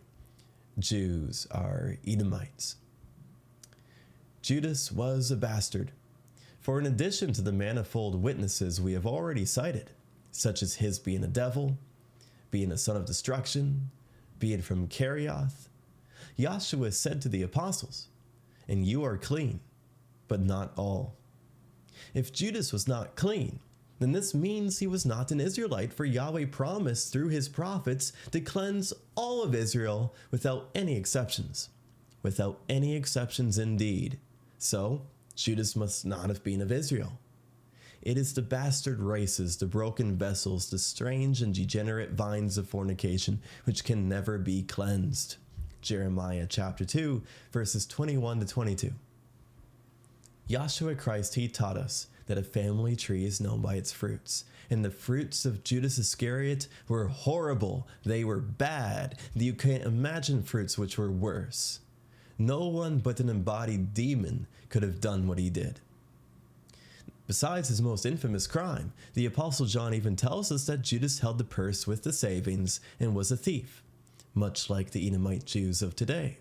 There is no changing in them. They will never change. They will always do the works of their fathers, because genetics determine behavior. And therefore even Doeg the Edomite was described by David as being a lover of money. The Jews should label David as an anti-Semite. Judas also criticized Mariam, the sister of Lazarus, for anointing Yahshua with expensive ointment for his burial. A hypocritical act that may have been prophesied of in the 109th Psalm, which speaks of Judas, where it says, quote, "As he delighted not in blessing, so let it be far from him." That psalm contains many brutal declarations concerning Judas, which give weight to Yahshua's own words, where he said, "Woe to that man by whom the Son of Man is betrayed. It was good for him if that man had not been born." The name Judah, Yehuda, Strong's 3063, is defined by Strong's as meaning celebrated, which is certainly ironic being labeled upon Judas, though it may still be fitting since we can celebrate our God's victory over Judas, through which he also saved his people, while simultaneously condemning the rest of the Jewish race guilty for deicide. Think about it. The Jewish race, through Judas, handed Christ over to be killed. When Christ was killed, he issued out victory for the children of Israel, and he condemned the Jewish race guilty for deicide.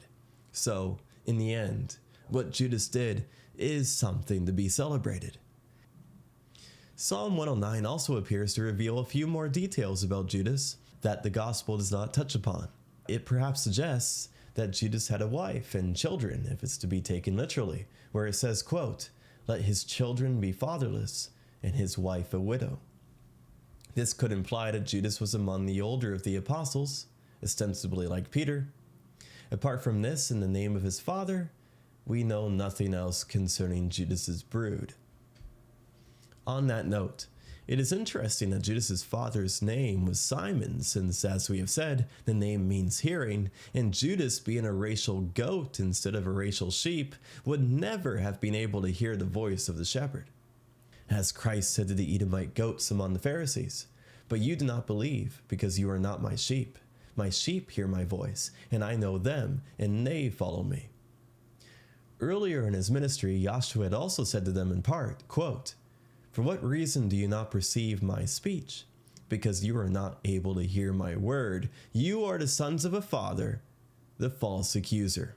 just like Judas. And Judas could not perceive the speech of Christ. He could not hear the word of Christ because he was a false accuser, and thus him being a son of Simon, which means hearing, is certainly ironic.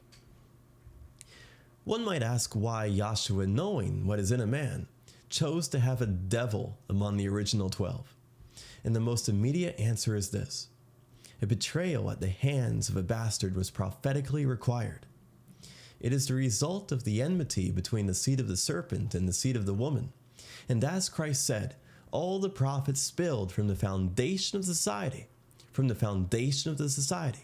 Abel should be required from this race.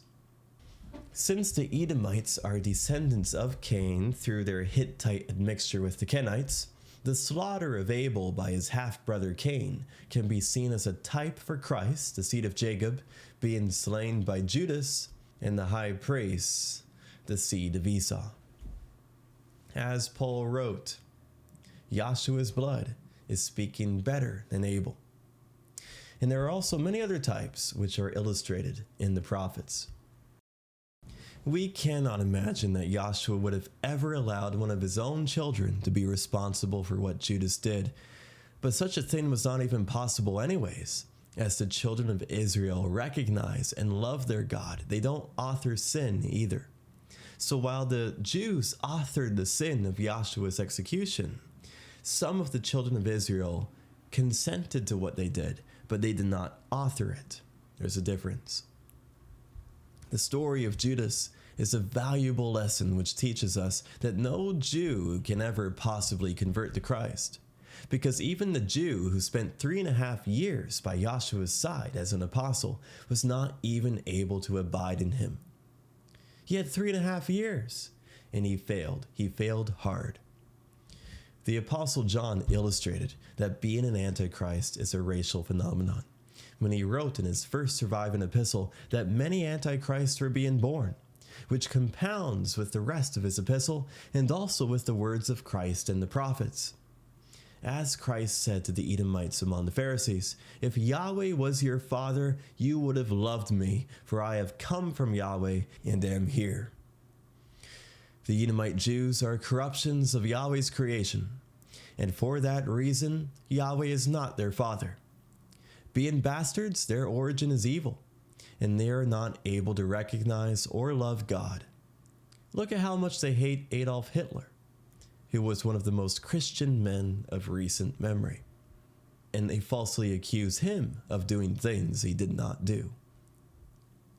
False accusers always have been and always will be until they're all thrown into the lake of fire. Another lesson of Judas is that it teaches us the consequences of associating with and showing kindness towards Jews. As it is written in the 109th Psalm, which speaks of Judas, "For my love they are my adversaries." Today, many Judeo-Christians blindly cling to, support, and even worship the accursed Edomite Jews, not realizing that their love will never deter the Jews from indiscriminately slaughtering their race and enslaving their children. It is no accident that the name of Judas was Judah, which was prophetic of how many Judeo-Christians today cling to the Edomite Jews, having them in their congregations just as Christ did, Christ being a type for it, and a warning towards the consequences of doing so, a warning for all of us. How many Judeos today have little Judases in their groups of 12, never realizing that a devil is in their midst, just as the apostles were ignorant of it while it was happening? So in Judas, we see both a parable and a prophecy with a severe warning attached. Any Christian who sides with the Jews, if they are not simply corrupted and brought to ruin, will in the end be betrayed, handed over, and nailed to a cross.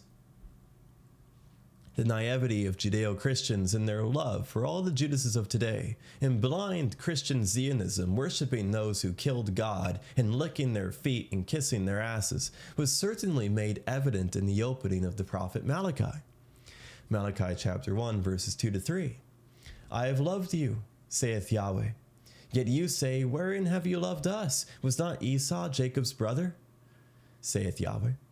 Yet I loved Jacob, and I hated Esau, and laid his mountains and his heritage waste for the dragons of the wilderness. Yahweh hates Esau. He hates what Esau did, and he especially hates Esau's descendants. Yahweh says through the Bible over and over, Israel, I love you. And if we go to our brethren and tell them, you're of the children of Israel, Yahweh God has a distinct favor upon you, they'll say, what? Why? Who cares? What about the Jews? Was not Esau Jacob's brother? So it's a type for their attitude today. It's not going to do the Jews anything. So we can see that Yahshua Christ provided a prophetic picture of Judeo-Christians today in his selection of Judas and a warning.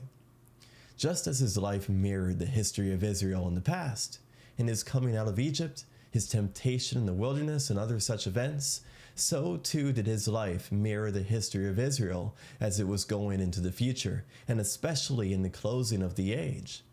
Even for the Christians who are deceived and ensnared by the Jews, the mercy of Christ is evident in how he made himself a figure for their blindness, demonstrating how he died even for the sake of the most ignorant of us. When Judas came in the garden with the cohort, Yahshua said, "Friend, why are you here?" Saying that as a type for how Judeos would be confused when Jews hand him over to be nailed to the cross. But when Christ was nailed to the cross, he died for those in the future who will be deceived by the Jews and who are deceived by the Jews. He died for them too. He died for all of his people without exception. He died for all of us.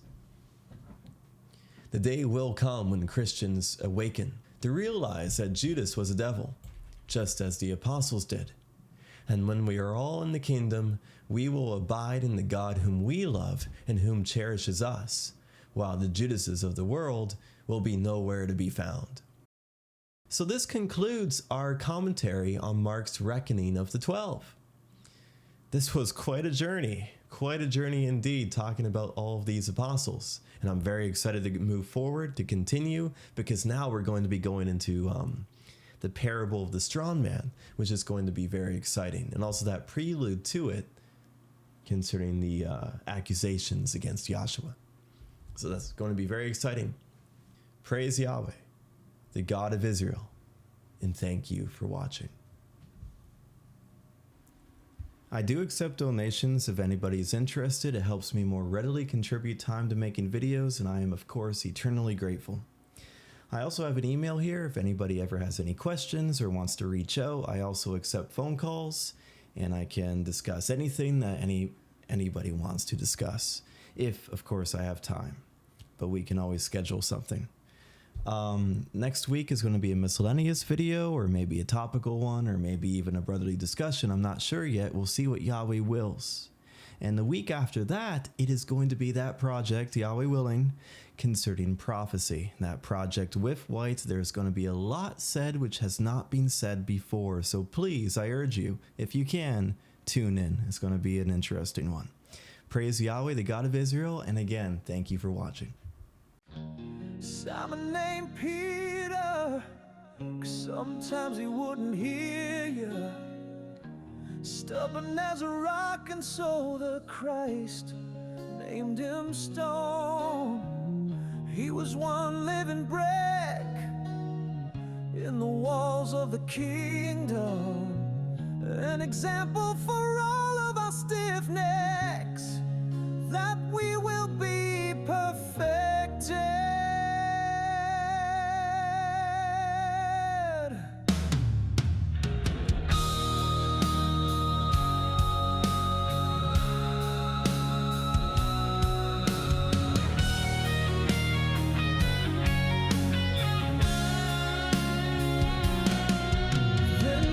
And John from Zebedee's boat called to a hope they would grasp and hold. Passionate vigor, those zealous sons of thunder. John on Patmos saw the heavens cleave asunder, and Jacob was put to death by Herod's steel. But both and his brother in the armor of Yahweh's zeal upon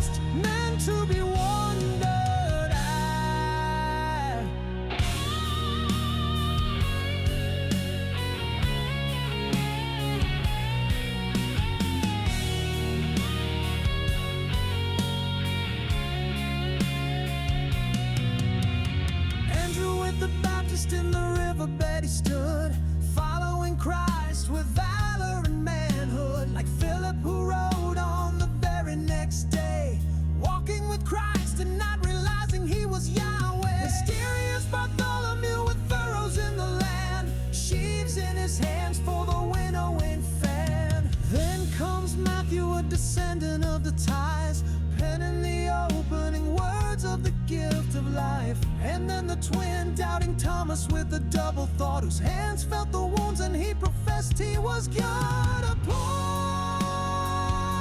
on the mountain to be with him, oh, to be with him in that life and the next. 12 apostles, faithful to the last, meant to be wondered at.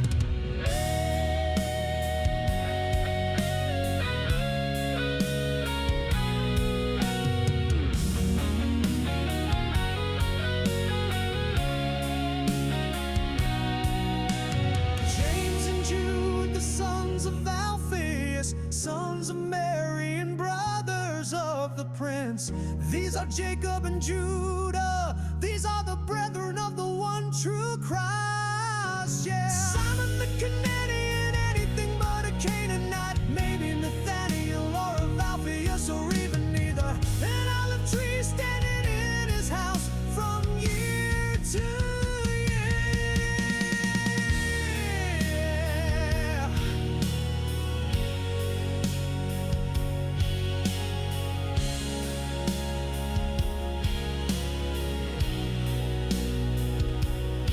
And then Judas, that son of destruction, an Edomite of Iscariot, a devil that was unclean, yeah, a necessary example for all, and the fulfillment of the prophets hung his contemptible neck, his body fell and broke apart, yeah, and Paul of Tarsus in his place, born of a pure race, blessed with wisdom of all that is holy and a knowledge of history, furnished with the tears so that all can see and hear that forgiveness is near, that forgiveness is near.